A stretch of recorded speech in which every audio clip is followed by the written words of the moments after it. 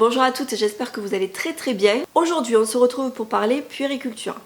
C'est une vidéo qui m'est venue assez naturellement depuis quelques temps, depuis que j'ai appris cette deuxième grossesse. Et puis des questions qui me sont venues naturellement à moi-même, j'ai envie de dire. Voilà, puisque j'ai un premier enfant qui va bientôt avoir 3 ans. Donc j'ai quand même un certain recul sur tout le matériel de puériculture qu'on a pu avoir pour la petite. Et donc naturellement des questions qui me sont venues.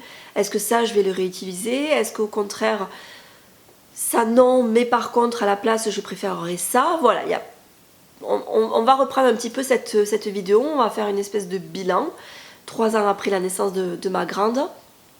Et puis donc voilà, ce qui me fait envie pour cette deuxième grossesse ou pas. Donc je savais pas trop par quel bout attaquer cette vidéo.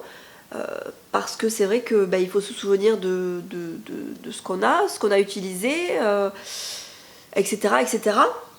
Donc au final, j'ai eu une illumination. Je me suis dit, tiens, reprends ta première vidéo, bilan que tu avais fait. Lana avait 2-3 mois quand j'ai posté cette vidéo puériculture. Et j'avais eu la brillante idée à l'époque de répertorier absolument tout. Donc je vais reprendre cette barre d'informations qui était très bien faite, qui avait dû me prendre un temps fou. Et puis à chaque article, du coup, au moins j'ai les marques et j'ai tout, franchement, au top. Je vais pouvoir vous dire un petit peu ce que je vais garder, réutiliser ou pas. Donc, je vais vraiment rester sur des choses très vraiment matérielles, quoi. Parce que je vois que j'avais marqué tapis d'éveil, tour de parc, enfin bon, ça on s'en fout un petit peu, je pense. Vraiment sur le gros matériel, quoi. Je vais essayer quand même d'être assez concise parce que c'est le genre de vidéo qui peut vite être barbante, je trouve. Donc écoutez, on y va.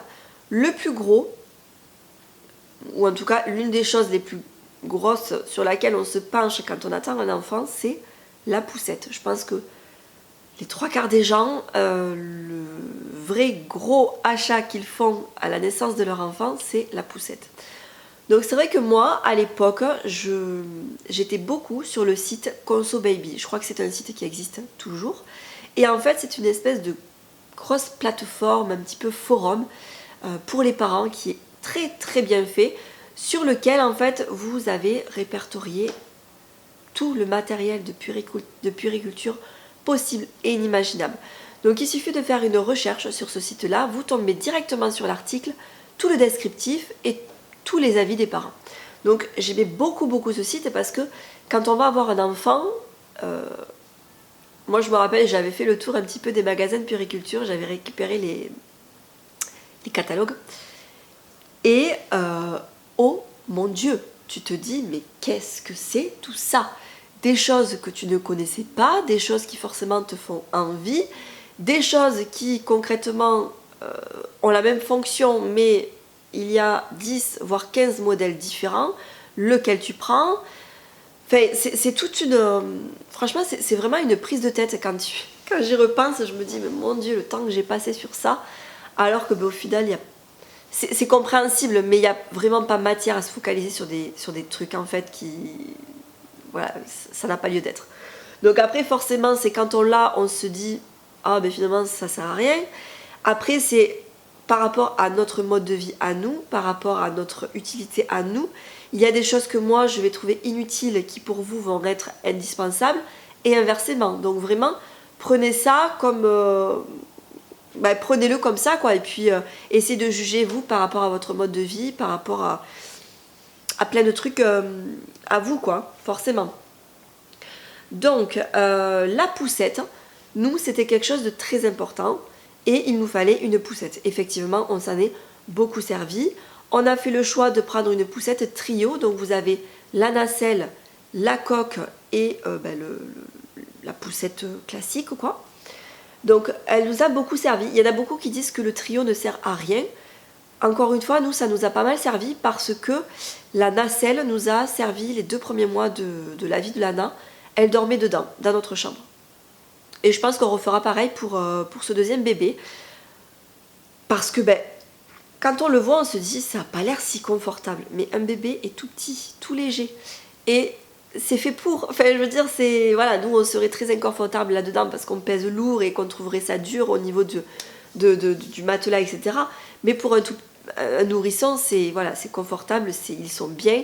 Lana était toute petite, donc vraiment, elle avait de la place. Quand je vois des photos, je me dis, mais mon Dieu, comment est-ce qu'elle a pu rentrer là-dedans? Et si, elle y est rentrée pendant 2 mois. Hein. Donc voilà, encore une fois, j'avais un tout petit gabarit. Donc forcément, elle y est rentrée et elle y est restée un bon moment. Donc voilà, la nacelle pour nous a vraiment beaucoup servi, vraiment en tant que lit, plus qu'en tant que landau où on la promenait quoi. Voilà, dès qu'il fallait sortir dans la poussette, etc., on prenait la coque, qui nous servait aussi de siège auto. Donc c'est vrai que système isofix dans la voiture, etc., c'était génial. Et on refera ça pour ce deuxième bébé. Donc nous, la poussette qu'on avait, et qu'on a toujours d'ailleurs, c'est la Peck Perego Trio Book Plus Sportivo. Je vous remettrai tous les liens en barre d'infos, hein, comme ça vous irez voir directement. Au niveau du design, hyper sympa. Au niveau du confort, etc., on trouvait Lana très très confortable à l'intérieur. Une poussette très costaud, mais attention, assez lourde. Concernant les biberons, j'avais fait le choix et j'étais partie sur des biberons MAM parce que je voulais absolument des biberons anticoliques. Et donc les MAM étaient hyper bien notés, voilà, et je suis partie sur ça. Cette fois-ci, je ne pense pas partir sur des biberons MAM. Lana les utilise toujours, hein, les MAM, donc je veux dire, j'en suis très contente et il n'y a pas de problème avec ça. L'inconvénient, c'est que c'est vrai que quand il faut les nettoyer, ils se dépiotent en 50 parties, c'est un petit peu relou en fait. C'est un petit peu long, donc voilà, c'est le seul vraiment inconvénient que je trouve. Je ne repartirai pas sur des MAM parce que les MAM, je compte allaiter pour cette deuxième naissance. Et donc ben, je voudrais du coup trouver des biberons qui ont vraiment la forme du sein en fait. Hein. Voilà, vous avez plusieurs tétines. Les MAM ce sont des tétines plates et vous avez d'autres tétines un peu plus forme du téton. Donc il y a pas mal de marques. Hein.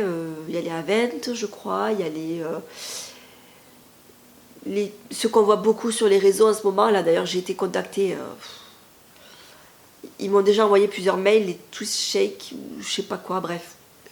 Qui ont l'air bien en soi, mais je sais pas. Je pense que je partirai sur les Avent qui sont quand même bien réputés, qui sont anticoliques aussi.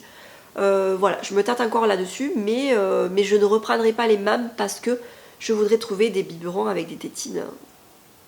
Comme je compte allaiter, je voudrais des biberons qui gardent un petit peu le même esprit, quoi. Voilà, j'ai pas envie de partir sur quelque chose de totalement différent où le bébé va pas forcément s'y retrouver et va être un petit peu... Soit il voudra pas le biberon, soit il voudra pas du tout le sein. Enfin, voilà, donc j'aimerais trouver un bon compromis. Ensuite, le bib expresso de la marque Beaba, il nous a énormément servi pour Lana et je trouve que c'est un objet vraiment génial. Voilà, c'est en gros, donc il fait 2 en 1, il fait stérilisateur et il fait chauffe-biberon. Je ne l'ai jamais utilisé en tant que stérilisateur, je n'ai jamais stérilisé les biberons de toute façon, mais en tant que chauffe-biberon, je le trouve super. Le concept en fait, c'est que vous mettez l'eau dans le récipient en haut, donc votre dose d'eau. Vous appuyez sur le petit bouton, ça chauffe à température parfaite, idéale pour bébé. Vous enquillez votre biberon dessous, vous faites couler l'eau, vous rajoutez le lait, vous checkez un petit peu tout ça et vous donnez votre biberon à votre bébé. Et c'est très rapide en fait, beaucoup plus que si vous le faisiez chauffer au bain-marie, beaucoup plus que si vous le faisiez chauffer au micro-ondes. C'est la température idéale, ça prend je crois 20 secondes et voilà, c'est très pratique. La nuit notamment, c'est très pratique et vous êtes sûr que votre bébé ne se brûlera pas. Donc vraiment, si vous ne comptez pas allaiter ou voilà, si vous ne comptez pas allaiter, mais que vous voulez partir sur un chauffe-biberon, honnêtement, le bib expresso, je trouve ça génial. On l'a toujours. On ne sait jamais ce qui peut se passer. Peut-être que mon allaitement ne se passera pas bien ou comme je le voudrais, ou peut-être que je vais devoir passer au lait en poudre. On verra. On l'a et c'est sûr et certain que je le réutiliserai si je dois être amenée à le réutiliser. Ça, c'est vraiment un indispensable qui a été très, très, très utilisé. Ensuite, la baignoire Badabul. Donc, on voulait une baignoire déjà parce que nous n'en avions pas à l'époque, à la naissance de Lana. On avait une douche à l'italienne.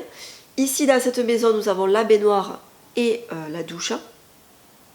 Et c'est vrai que malgré le fait d'avoir une baignoire, si on ne veut pas se casser le dos, honnêtement, une baignoire sur pied, c'est idéal. Et je pense qu'on le ressortira, on la ressortira pour ce deuxième bébé. Parce que une baignoire, c'est pratique quand on a un enfant assez grand qui peut barbouiller un petit peu tout seul, etc. Mais pour un nouveau-né, qu'on doit être comme ça, on peut vite se péter le dos en fait. Et c'est très très inconfortable. Rien que là, quand je donne le bain à Lana, je me casse le dos, je suis pas confortable, je suis pas forcément à l'aise. Donc je me dis, avec un nourrisson, être en hauteur, debout, pour le peu que dure le bain, honnêtement, voilà. Moi, en tout cas, j'ai trouvé que c'était très important cette baignoire sur pied. Ça peut très bien se faire, vous pouvez très bien acheter juste la petite baignoire en plastique et vous asseoir et ça marche très bien. Bon, nous, en l'occurrence, on a tout. Voilà, on a tout parce que c'était même par rapport à la configuration de la salle de bain, on ne pouvait pas s'asseoir par terre, c'était vraiment pas pratique du tout.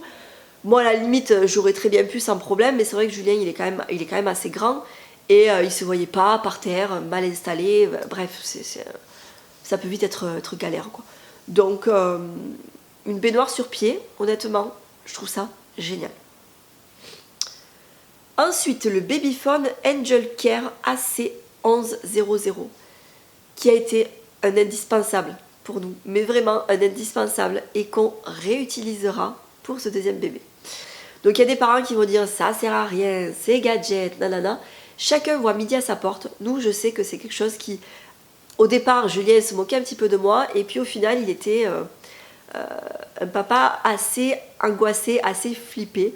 Et le fait de savoir qu'on avait ce babyphone là, on dormait tranquille, vraiment. Donc le concept, c'est que déjà c'est un babyphone classique, vous entendez votre bébé, vous voyez votre bébé, parce que c'est un visiophone également. Et la particularité de ce babyphone, c'est que vous avez une plaque que vous installez sous le matelas de votre bébé qui détecte ses mouvements respiratoires. Et on l'a testé à plusieurs reprises, hein, Julien l'avait testé. Et lorsque bébé fait une apnée du sommeil ou arrête de respirer, pour plein de raisons différentes, il y a une alarme qui s'enclenche en fait et qui vous alerte sur le fait que votre enfant ne respire plus. Et donc moi c'est vrai que j'avais vu beaucoup de témoignages de mamans qui avaient dit que ça avait sauvé la vie de leur enfant. Parce que oui, effectivement, dans les 3/4 des cas, il ne se passe jamais rien et l'enfant est en super bonne santé. Mais il peut rester, ça peut arriver à votre enfant en fait. Et voilà, enfin, moi je sais que c'est quelque chose qui nous avait vachement rassurés. Donc on le réutilisera pour ce deuxième bébé. À 2000%, il marche encore très bien. Et bon, mais forcément, depuis on avait enlevé le système de plaques, etc. On s'en sert toujours comme visiophone pour Lana. Ensuite, nous avions une poubelle à couches qui nous a beaucoup servi. Alors là, pour le coup, on est vraiment dans du gadget à 3000%. Je crois qu'on l'a toujours, cette poubelle. Est-ce qu'on va s'en resservir? Je sais pas. Mais là, on est vraiment dans le gadget à 100%. Voilà, c'est une poubelle, en fait, un système de... Chaque couche est emballée, en fait, dans un sac. Donc déjà, on est clairement pas sur quelque chose d'écolo, hein, parce que plastique, en veux-tu, en voilà. Enfin, en gros, c'est un grand sac poubelle que vous mettez. Et quand vous glissez votre couche dans la poubelle, vous tournez et donc ça fait des boudins de couches en fait. Hein, quand vous sortez votre sac poubelle, chaque couche est emballée et donc ça limite les odeurs. Effectivement, il y en a beaucoup qui me disaient, moi je sors mes poubelles de toute façon tous les jours, donc il n'y a pas ce problème d'odeur. Voilà, donc après c'est sûr que c'est hyper gadget. Ensuite, nous avions un parc que nous avons toujours d'ailleurs, hein, le parc avec le tour de parc, le tapis d'éveil, etc. Donc pour Lana, j'avais opté pour un tapis d'éveil très coloré, mais dans les tons assez roses, quoi. Donc là, à voir. Je me dis, on n'a pas prévu de faire de liste de naissance parce que quand on y réfléchit, le plus gros du matos, on l'a, donc concrètement, on n'a besoin de rien. Mais voilà, je sens venir le coup, on va quand même nous demander qu'est-ce que vous voulez, nanana, les grands-parents, les machins, les trucs. Parce que voilà, quand il y a un enfant qui naît, bon ben forcément les gens, la famille, ça leur fait ça leur fait toujours plaisir de participer un petit peu et voilà, de faire un petit cadeau. Et c'est vrai que je me dis, au lieu de me retrouver avec 10 000 bodys, ou 10 000 pyjamas, ou 10 000 vêtements, à y être, quand on va me demander ce que je veux, bon mais pourquoi pas, voilà, dire quelques petits trucs. Donc peut-être que pour le tapis d'éveil, effectivement, voilà, on verra d'en avoir un autre. Mais sinon, pour le parc, le tour de parc, etc., enfin le parc en lui-même, je reste sur mon idée que pour moi, un parc, c'est indispensable. Par rapport à notre mode de vie, on a 3 chats qui sortent, qui rentrent. Voilà, le sol, il est jamais 100% clean. Déjà pour Lana, je trouvais ça indispensable par rapport aux animaux. J'avais pas envie que mon tout petit bébé soit par terre comme ça, à même le sol. Alors il y en a qui aiment beaucoup cette idée-là de laisser son enfant vraiment libre de ses mouvements, etc. Effectivement, c'est très bien comme approche et je partage cet avis à 100%. Mais je me dis, au moment où tu mets ton enfant dans le parc, il n'est pas encore capable de se mouvoir. Il bouge pas dans tous les sens, quoi. C'est que tu le mets là pour qu'il voilà, il soit stimulé un petit peu par son tapis d'éveil, par des petits trucs, etc. Mais il va pas faire des roulades et partir, quoi, un mois, hein, vous voyez, quand vous le posez dans le parc. Donc, concrètement, qu'il soit au sol ou qu'il soit dans un parc, pour moi, ça ne change absolument rien par rapport à sa motricité libre, etc., etc. Donc, c'est vraiment pour le côté hygiène et pratique de la chose. Ouais. Pour moi, je trouve ça très très utile. Et pour le coup, ici, on a encore plus la place que là où on était avant. Donc oui, le parc, je le ressortirai, ça c'est sûr et certain. Donc ça, c'est à vous de voir en fonction de votre mode de vie. Après, c'est vrai qu'il y en a qui ne veulent pas forcément investir dans un parc pour le peu de temps qu'ils y passent en fait. Parce que c'est vrai qu'un enfant, après, dès lors qu'il commence à s'asseoir ou dès lors qu'il commence à vouloir se lever, etc., le parc, vous le gardez peut-être 4-5 mois. Après, ils en ont vite marre et ça finit dans un coin de la maison où vous entassez les jouets et où ça fait clairement bordel. On est 100% d'accord là-dessus. Moi, voilà, je trouve ça pratique vraiment pour les premiers temps. Après, le fait qu'il y ait Lana et tout ça, maintenant, je me dis, effectivement, peut-être qu'assez rapidement, le bébé sera sorti du parc parce que sa soeur voudra être à côté, jouer avec, etc. Donc, on avisera. Mais les premiers temps, on le sortira, ça c'est sûr. Ensuite, nous avions opté pour le Transat Balloon Chico. Alors, le Transat, il nous a beaucoup servi. Je trouvais ça très pratique. C'est vraiment le modèle le plus simple. Ma copine, en ce moment, pour sa deuxième, du coup, elle a le Transat Up and Down, qu'elle trouve hyper pratique aussi, parce que j'avais beaucoup hésité à l'époque, je me rappelle. Et puis finalement, je m'étais dit, bon, j'avais opté pour le classique, parce que je le posais sur le canapé si je me mettais sur le canapé, je pouvais le poser sur la table, voilà, je sais que je pouvais le trimballer un petit peu partout et le poser sur le lit, etc. Le up and down, vu qu'il a les pieds, tu vas pas forcément le poser sur le lit ou le poser ailleurs. Donc voilà, je crois que c'est pour cette raison-là qu'on avait opté pour le tout basique. J'avais hésité aussi avec un modèle qui s'appelle le Kokuna Baby. Donc le Kokuna Baby, en fait il est répertorié, je crois, dans la catégorie des transats quand vous regardez sur les sites et les magazines, etc. Oui, c'est un matelas assez épais, plein de billes en fait, de mémoire, et quand vous mettez votre enfant, il épouse vraiment le corps de votre bébé. Le nouveau-né, finalement, le fait d'être libre de ses mouvements, ça peut être angoissant pour lui. Un enfant, un nourrisson, vient de passer 9 mois dans le ventre de sa mère, donc c'est quand même un espace assez limité, hein. Et du jour au lendemain, il se retrouve comme ça dans le monde, quoi, et il n'est plus du tout dans son petit cocon. Ce qui m'avait freiné, c'est le prix, hein, qu'on se le dise, ça coûte extrêmement cher, je crois que c'est dans les 100-120 euros. J'ai regardé encore un petit peu les prix, on est vraiment toujours dans le même ordre de prix. Donc c'est très cher. Et finalement, j'avais renoncé parce que les gens me disaient ça coûte extrêmement cher et tu n'y laisses ton enfant que 2 mois, quoi, parce qu'il grandit très vite.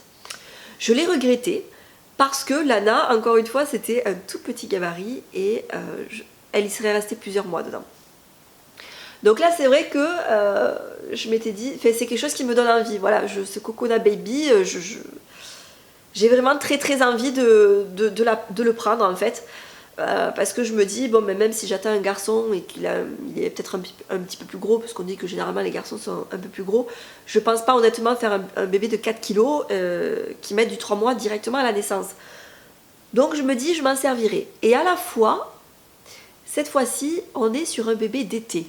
Et je me dis, un bébé en plein mois de juillet et d'août, le mettre là-dedans, il risque de mourir de chaud. Voilà. Donc je crois que je renoncerai encore une fois à l'achat de ce Cocona Baby. N'hésitez pas, j'attends votre expérience. Mais bon, moi c'est quelque chose en tout cas qui me fait vraiment envie. T'as l'air tellement calé là-dedans que je me dis, mon Dieu, c'est dommage. Mais bon, voilà. Ensuite, une chose qu'on a dû sortir peut-être une fois depuis la naissance de Lana. Une fois sûre, c'était pour un réveillon. Elle avait que quelques mois, Lana, le premier réveillon peut-être du jour de l'an. C'est donc le lit parapluie. Ce truc-là nous a foutrement servi à rien, mais genre à rien.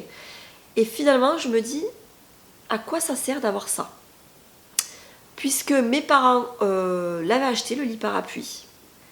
Et donc, il est chez eux et Lana dort dedans quand elle va, puisqu'elle est gardée tous les mercredis par mes parents. Et donc, elle fait sa sieste là-bas, voilà. Mais nous, en fait, on en a un et je pense qu'on va le revendre, celui qu'on a, parce qu'il ne nous sert strictement à rien. Ensuite, le siège auto. Donc, nous avons le Concorde Ultimax 2. Alors, je ne sais pas s'il est toujours vendu.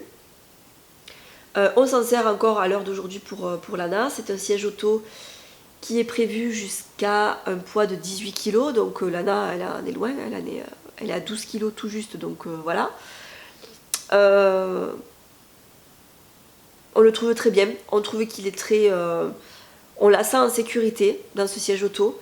Moi, le truc que je regrette un peu, et surtout en ce moment, c'est que quand même un siège auto qui pivote, c'est vachement pratique, je trouve. Parce que là, celui-là, il pivote pas, donc c'est vrai que je suis obligée de me pencher pour l'attacher, nanana. Et en ce moment je meurs à chaque fois et c'est vraiment une épreuve à chaque fois que je dois la mettre dans la voiture pour l'attacher parce que elle est toujours en train de remuer, elle a toujours un truc qu'elle veut attraper au moment où tu montes dans la voiture et que tu dois t'attacher. Franchement c'est relou. Et puis ouais, on est tout... Enfin voilà, heureusement que ça dure pas des heures d'attacher un enfant dans un siège auto parce que ça peut être vite pénible. Mais après en lui-même il est très costaud, il est très bien, il y a le système Isofix. Donc voilà, parfait, honnêtement parfait. Bon ben là du coup on va devoir en acheter un autre au final. Alors est-ce qu'on garde celui-là pour le tout petit et on en achète un autre pour Lana? Ou est-ce que directement on en achète, je sais pas trop en fait. Ça on l'a pas discuté encore, on n'en a pas réfléchi. Donc c'est à voir. C'est à voir, je sais pas. Passons à la chaise haute polie 2 en 1 de la marque Chico que je déteste. Voilà. Je déteste. Après 3 ans, je la déteste. On l'a toujours. On la ressortira, puisqu'on l'a. Mais honnêtement, en fait, ce que j'aime pas dans cette chaise haute, c'est qu'elle est hyper encombrante. Ça prend une place, ces chaises hautes, mais si vous saviez. Donc moi, en fait, je la trouvais... J'avais choisi celle-ci parce que elle était, et elle est toujours évolutive. C'est-à-dire que vraiment, vous avez le côté, vraiment, vous pouvez mettre votre bébé de quelques mois, et puis ensuite vous avez plusieurs hauteurs, jusqu'à temps que l'enfant vraiment claque, vous le calez sous la table, et voilà, c'est sa chaise en fait. Hein. Donc voilà, c'est sûr qu'au niveau investissement, elle est rentabilisée, vous vous en servez plusieurs années. Mais ça prend de la place, c'est chiant à nettoyer. Nous, la nôtre, elle est dans un état, honnêtement, parce que ça me barbait de la nettoyer, quoi. Les lanières, j'ai eu beau les passer à la machine, etc. Elles sont dégueulasses, elles sont tachées, en fait. Elles sont propres, mais tachées. Vous avez des coins, des recoins. Impossible d'aller nettoyer dans les petits coins et recoins. Vraiment, cette chaise, je ne vous la recommande pas. Elle est... Côté nettoyage, elle est nulle. Vraiment, elle est nulle. Juliana et Julien, ils en ont acheté une, là, il y a quelques mois. Ils avaient la même que nous. Ils l'ont revendue, ils en ont acheté une autre. qui est vraiment toute lisse, toute basique, elle est top. Pour nettoyer, ça se fait en 2 secondes, elle est nickel. Je sais pas quelle est la référence de cette chaise. J'essaierai d'aller voir dans leurs vidéos et de vous mettre le lien peut-être.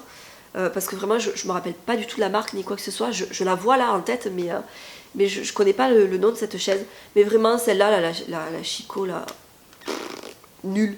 Nous, ça fait plusieurs mois maintenant, ça fait une bonne année, je crois, qu'on est passé à un réhausseur de chaise. Voilà. Donc, éventuellement, je vous mettrai le lien en barre d'infos. Voilà, quand votre enfant se tient assis, etc., vous n'êtes pas obligé d'avoir une chaise haute.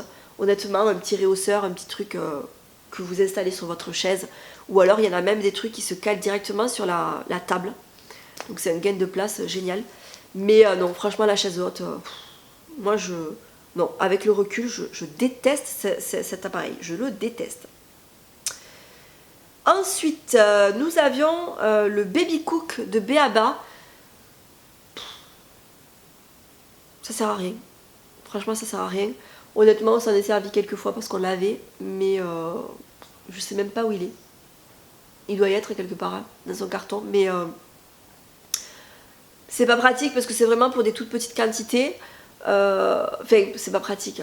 Si, c'est pratique, mais disons que ça fait des trucs à laver. Voilà. Tu prends une casserole, tu fais cuire tes légumes et ça fait pareil quoi en fait. Donc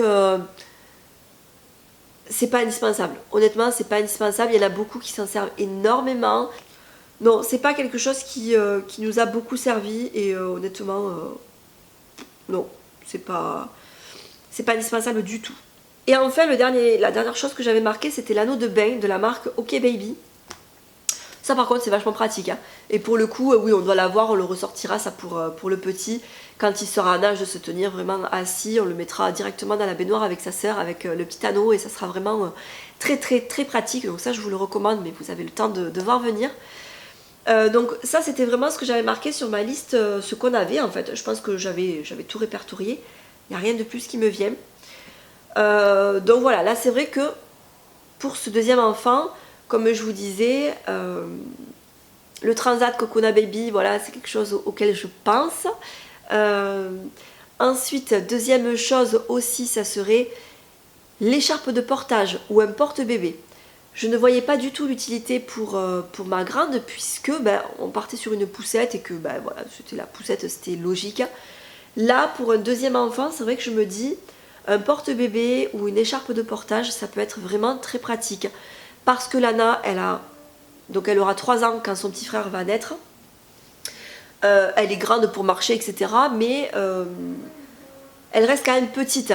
Je me vois pas dans la rue la lâcher comme ça. J'aurais besoin de la voir, de lui tenir la main ou voilà, de l'avoir assez proche de moi. Je me vois pas en fait pousser le petit, avoir Lana dans la main si je suis toute seule en fait. Je parle dans le contexte si je suis toute seule. Si j'amène la petite à l'école et que je suis avec le bébé, vraiment que je suis seule avec les 2 enfants, je pense honnêtement que c'est plus pratique d'avoir le bébé dans un porte-bébé ou dans l'écharpe et de tenir la main, parce que Lana, il faut savoir que c'est le genre d'enfant qui est capable de te lâcher la main et de se barrer en courant.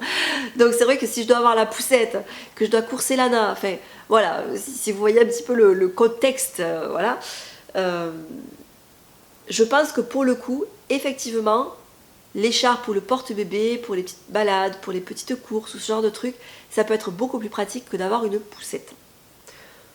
Donc, voilà. D'ailleurs, ma reine nous a déjà offert un porte-bébé, je ne l'ai pas trop étudié encore, mais voilà. Donc ça, c'est vraiment le genre de choses qu'on aura pour ce deuxième enfant, ça sera très pratique et très utile, je pense. Ensuite, comme je vous disais, les biberons, forcément, qui vont évoluer. Le tire-lait aussi, parce que je serai amenée à utiliser un tire-lait, hein, si mon allaitement se passe comme prévu, et qu'après, reprise du boulot, je vais tirer mon lait, etc. Ou même si l'allaitement ne se passe pas bien, mais que j'ai du lait, et que j'ai envie de tirer mon lait, ça c'est quelque chose forcément vers lequel je vais me tourner, et pour le coup que j'avais pas du tout utilisé pour Lana. Donc ça je verrai avec Juliana. Je sais qu'elle a investi dans un tire-lait, je sais pas du tout lequel et j'ai pas du tout regardé encore. Pas mal de linge, Voilà, des linges, parce que pour le coup je m'en étais pas forcément beaucoup servi pour Lana, mais là ben, quand on allait, je pense que ça peut être quand même assez utile, tant voilà, pour se cacher selon où on est, etc., que ben, pour changer, en tant que couverture, etc. Donc voilà. Ensuite, honnêtement, je pense pas qu'on ait besoin de grand chose, quoi. Voilà. Le lit on a, la table langer, on va toujours s'en servir aussi, ça sera exactement la même que celle qu'on avait pour Lana. Je vous mettrai le lien de ma vidéo organisation de table à langer, ça sera sensiblement la même chose. Donc voilà. Il n'y a rien là honnêtement qui me vienne à l'esprit. Le plus gros du matériel, ça sera le même. Et puis voilà, on va réajuster après des petites babioles entre guillemets. Mais sinon, on va garder la même chose. On va réutiliser les mêmes articles. La chaise haute, comme je vous dis, moi, honnêtement, elle ne me plaît pas. Donc, je sais pas si on la réutilisera ou je sais pas trop. On verra comment se positionne le bébé, Donc voilà pour cette vidéo. J'espère qu'elle vous a été utile. N'hésitez pas, vous, à me conseiller, bien entendu, à me dire ce qui vous a été utile pour votre deuxième enfant et que vous n'avez pas utilisé pour le premier, par exemple. Ou inversement, hein, les choses que vous avez utilisées pour votre premier et que finalement vous me dites attention Christelle, ça pourrait peut-être être utile, etc. Vous voyez un petit peu comment on vit et tout ça. Donc voilà, il y a peut-être des choses auxquelles je ne pense pas du tout. Dites-moi ça en commentaire, surtout n'hésitez pas. Je vous fais de très très gros bisous et je vous retrouve très bientôt dans la prochaine vidéo. Ciao!